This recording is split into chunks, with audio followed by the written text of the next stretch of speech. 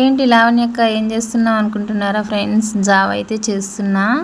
జావ అంటే ఎంతమందికి తెలుసు? జావ అంటే ఎంతమందికి ఇష్టం చెప్పండి ఫ్రెండ్స్. నాకైతే ఏం జావ అనుకుంటున్నారా? రాగి జావ హెల్త్కు చాలా మంచిదనమాట.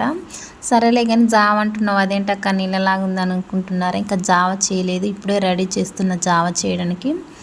ఇదేంటంటే గ్యాస్ మీద పెట్టింది కడుగు. కడుగు అంటే ఏంటంటే నైట్ పూట మనం మంచిగా కొద్దిగా పిండిని మనం ఎంత కావాలో అంత నీళ్ళల్లో కొద్దిగా పిండి వేసి కొద్దిగా నీళ్ళను వేడి చేసి పక్కన పెట్టి ఒక 2 గ్లాసులు పిండి ఇలా నానిపి పక్కన పెట్టుకోవాలి ఫ్రెండ్స్. నైట్ పెట్టుకొని పొద్దున పూట జావ చేయాలన్నమాట. సూపర్గా ఉంటుంది టేస్ట్ అయితే.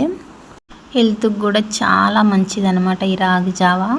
నేనైతే ఇలాగే చేస్తా ఫ్రెండ్స్. రాగి జావ చూడండి, ఇందాక నీళ్ళలాగా ఉంది కదా, ఇప్పుడు చూడండి ఎంత తిక్కుగా ఎంత చిక్కగా అయిందో. చాలా బాగుంటుంది అనమాట తాగితే మాత్రం.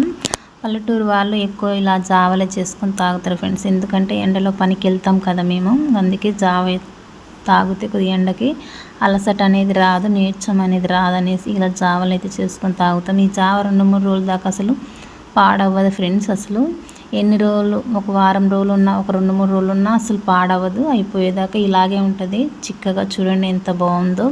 హెల్త్కి చాలా మంచిదిగా ఫ్రెండ్స్ రాగి జావ. ఎంతమందికి ఇష్టం? బా